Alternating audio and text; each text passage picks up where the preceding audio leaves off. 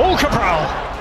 Cape ভার্দের মতো দলের সাথে বিশ্বকাপে খেলা পড়তে পারে সেই চিন্তা আগেই করে রেখেছিলেন আর্জেন্টিনার coach Lionel Scaloni. Cape Verde Spain ও উরুগুয়ের সাথে ড্র করে সবাইকে তাক লাগিয়ে দিয়েছে, যদিও তারা লো ব্লক ডিফেন্স বা বাস পার্কিং করে খেলেছে, ফলে তাদের ডিফেন্স লাইন ভাঙাই কঠিন হয়ে যায়।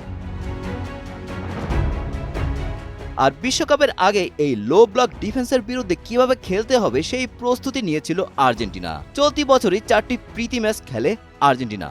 প্রতিপক্ষগুলো ছিল তুলনামূলক বেশ দুর্বল ও লো র্যাঙ্কিং এর দল: মরিতানিয়া, জাম্বিয়া, হন্ডুরাস এবং আইসল্যান্ড। ফিফা র্যাঙ্কিং এর শীর্ষে থাকা আর্জেন্টিনা কেন র্যাঙ্কিং এ 65 থেকে 85-র নিচে থাকা দলগুলোর সাথে প্রীতি ম্যাচের সূচি নির্ধারণ করলো তা নিয়ে টুর্নামেন্টের শুরুতেই অনেক আলোচনা সমালোচনা হয়েছিল।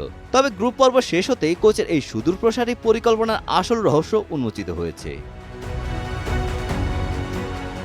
ফুটবল বিশ্লেষকদের মতে বিশ্বকাপে শক্তিশালী দলগুলোর বিপক্ষে লড়ার সময় ছোট দলগুলো সাধারণত রক্ষণাত্মক কৌশল বা লো ব্লক ডিফেন্স বেছে নেয়। ফুটবল পরিভাষায় যাকে বলা হয় বাস পার্কিং ফুটবল। এই কৌশলের প্রতিপক্ষের ডিবক্সের সামনে ডিফেন্ডারদের একটি দেয়াল তৈরি করা হয়, যা ভাঙার যে কোনো বিশ্বমানের আক্রমণ ভাগের জন্য কঠিন হয়ে পড়ে।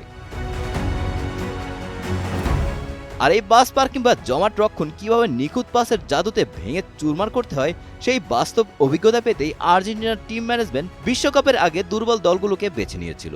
প্রীতি ম্যাচগুলোতে মরিতানিয়াকে 2-1, জাম্বিয়াকে 5-0, হন্ডুরাসকে 2-0 এবং আইসল্যান্ডকে 3-0 গোলে হারিয়ে আর্জেন্টিনা প্রমাণ করেছে যে তারা যে কোনো নিরেট রক্ষণ ভাগ ভাঙতে পুরোপুরি প্রস্তুত। প্রীতি ম্যাচে সেই পরীক্ষিত কৌশলের সফল প্রয়োগ দেখা গেছে বিশ্বকাপের গ্রুপ পর্বেও, যার সুফল হাতে নাতে পেয়েছে মেসি মার্টিনেজরা।